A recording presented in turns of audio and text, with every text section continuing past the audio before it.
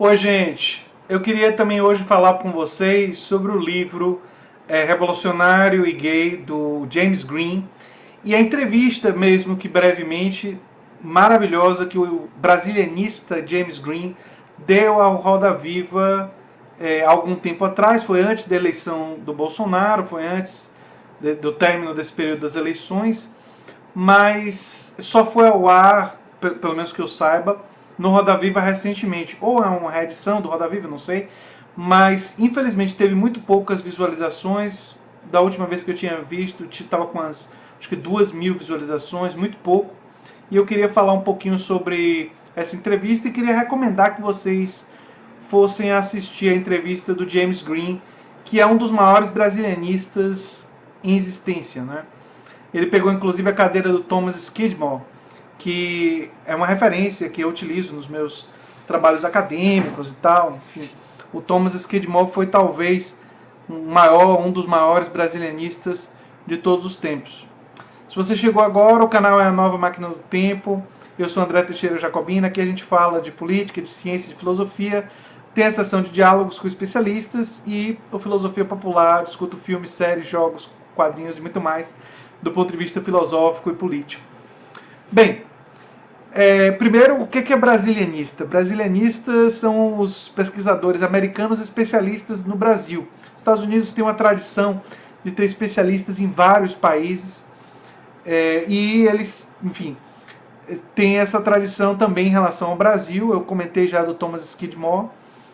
E o James Green recentemente escreveu um livro sobre Herbert Daniel, que, enfim, é uma figura muito importante do movimento gay aqui no Brasil e que é meio que esquecida por muitas pessoas, e o James Green quis fazer essa recuperação. Eu gostei muito da entrevista dele no Roda Viva, recomendo fortemente que vocês assistam. A reflexão que ele faz sobre a vida do Herbert Daniel, o seu período na luta armada contra a ditadura militar, a sua militância e o fato dele ter, durante esse período da luta armada, escondido sua sexualidade por justamente reconhecer que havia muito preconceito, inclusive dentro da esquerda.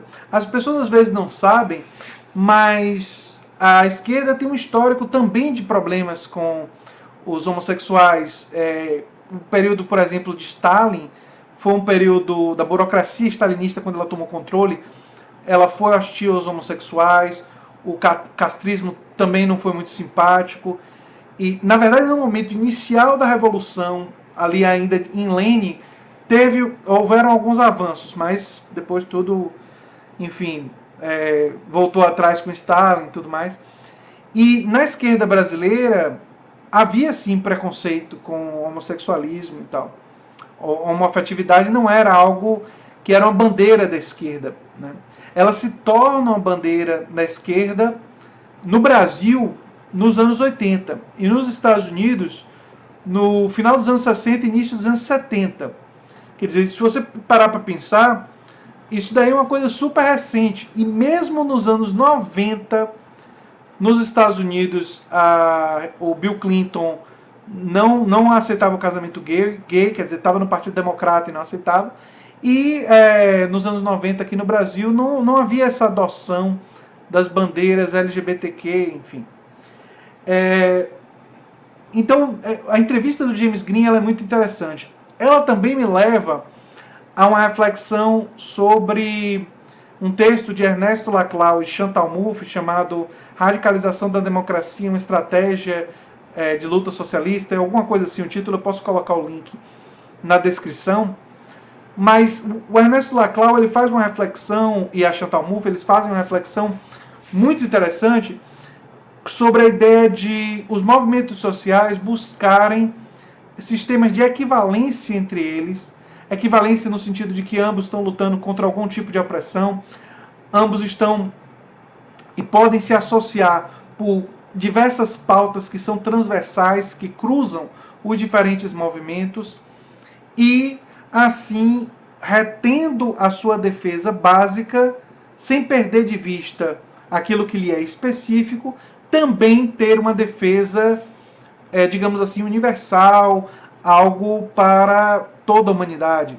E aí vem a ideia de abraçar direitos sociais universais, direito à saúde, direito à educação e tudo mais, e estando numa luta por maior igualdade, não apenas do ponto de vista formal ou de direito, mas uma igualdade de poder sobre a máquina do Estado, de poder sobre a organização de trabalho, não é, de poder em relação à riqueza, né, uma maior igualdade de riqueza também dá uma maior igualdade de poder, enfim. Então é uma reflexão que me influenciou bastante e que é uma reflexão que tem uma pessoa no mundo que conseguiu fazer na prática, né? Que vocês já sabem quem é, que é o Bernie Sanders. O Bernie Sanders lá nos Estados Unidos, quando ele foi prefeito, né? Por 3 vezes ele foi prefeito de uma cidade importante do estado de Vermont, ele conseguiu fazer justamente isso. Ele fez essa articulação dos diferentes movimentos sociais e organizações sindicais em volta de questões maiores, mas mantendo e respeitando as diferentes pautas específicas desses movimentos. E essa estratégia brilhante foi capaz de agregar esses movimentos e não colocar sua pauta como algo autoritário, algo a ser imposto às comunidades, os grupos mais conservadores, mas ao contrário, algo que poderia ser, através do exemplo e através de, gradualmente, de algumas políticas públicas de proteção, políticas públicas inteligentes que geravam pouca discussão, porque eram políticas públicas que estavam fiéis aos princípios laicos do Estado, não eram políticas públicas que você poderia em nenhum momento dizer que estavam dando privilégios especiais a essas pessoas, mas sim produzindo maior igualdade, foi extremamente eficaz em ganhar popularidade e manter a aliança com o movimento gay, o movimento negro, o movimento feminista, o movimento ambientalista e agregar todos eles juntos. E o movimento dos trabalhadores, o movimento sindical, quer dizer, essa grande estratégia do Bernie Sanders, que fez na prática o que o Ernesto Laclau e a Chantal Mouffe pensaram do ponto de vista ideal, é um pouco do que o Herbert Daniel tentou fazer na parte final de sua vida. Ele que lamentavelmente morreu de AIDS, foi uma das vítimas da AIDS. Ele que, enfim, era homossexual, revolucionário e passou a ser uma pessoa que defendia também a democracia. Ele fez uma releitura do período revolucionário dele. E o James Green é um historiador que acho que muitos brasileiros não conhecem. Então eu recomendaria fortemente que vocês assistissem a entrevista do Roda Viva. Não precisa, ela é longa, tem mais de 1 hora. Você não precisa assistir de uma vez só. Vai assistir uma parte um dia, depois assistir outra parte outro dia. Mas eu recomendo fortemente. E um dos motivos, aí falando sério com vocês, sobre o canal aqui, o que eu estou fazendo, eu quero crescer esse canal por vários motivos. Mas um dos motivos que eu quero crescer esse canal, sendo bem sincero com vocês, é poder, um dia, quando eu tiver muitos inscritos, muito mais do que eu já tenho, eu ter o poder de lançar luz sobre entrevistas como essa. Entrevistas que você não precisa concordar com tudo do James Green, mas é inegável sua história de o enorme rigor acadêmico, a capacidade dele de responder as perguntas que foram feitas com inteligência, com serenidade e, além do rigor acadêmico, além de um grande pesquisador na área dele, inquestionavelmente um historiador de primeira linha no mundo mesmo. Além disso, ele tem uma história de militância pessoal e reflete sobre um outro grande militante da história do Brasil que muitas vezes é esquecido. Não é? Então, eu tenho um questionamento sobre essa coisa de pauta identitária, pauta trabalhista. Né? Eu acho que nós temos que buscar uma outra estratégia, como eu penso no Laclau, para unificação e não para o isolamento, e não para o abandono da pauta, mas não subverter a pauta identitária, nem subverter a pauta trabalhista, mas sim criar mecanismos de equilíbrios entre esses diferentes movimentos. Essa é uma reflexão minha que vem desse texto do Laclau e vem também da minha análise do Bernie Sanders e de outros políticos. E eu acho que a reflexão do James Green ela é muito útil para a gente pensar isso daí.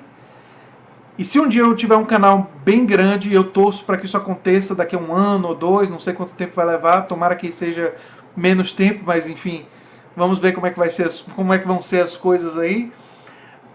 Eu quero ter o poder. Agora eu vou fazer isso com vocês, que são os meus aqui. Espero que vocês, se gostarem, indiquem para outras pessoas o livro do James Green e também indiquem a entrevista que ele deu no Roda Viva. Mas eu quero que, quando eu tiver um canal maior, eu possa fazer isso com mais coisas boas, com mais livros de qualidade, com mais entrevistas de pessoas de qualidade, para colocar luz em coisas que muita gente não está vendo. Quer dizer, infelizmente a entrevista do James Green me parece que foi vista por poucas pessoas, por enquanto. E merecia muito mais gente vendo a entrevista de um grande historiador e de uma pessoa que tem uma reflexão tão densa sobre a política. Mesmo que a gente tenha ocasionais divergências. E eu não concordo com tudo com James Green, mas eu consigo reconhecer a enorme capacidade acadêmica dele e a militância de vida dele e do Herbert Daniel, que são militâncias elogiáveis, tanto do ponto de vista não só específico da causa gay, mas o fato do Herbert Daniel ter inovado justamente por ter percebido que essa pauta não deveria ser uma pauta de gueto, exclusiva, mas que deveria ser articulada com as outras pautas e com uma defesa de uma igualdade maior em todos os sentidos, especialmente na questão do poder. Enfim, então é uma recomendação forte que eu faço para vocês. Vou colocar o link na descrição para o livro e para a entrevista do James Green. E fica a recomendação que vocês façam essa reflexão aí. Tá certo? É isso aí, gente. Agora eu me despedo, faço uma despedida de vocês momentânea, mas amanhã eu estou pensando fazer um videozinho mais agressivo sobre a questão da democracia nos Estados Unidos e no Brasil.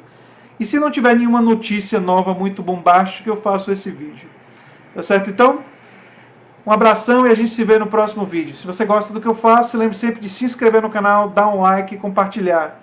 E tomara que também dê para ligar o ar-condicionado mais vezes aqui em Salvador, porque o bicho está pegando e eu estou derretendo. Vocês estão vendo aqui, né?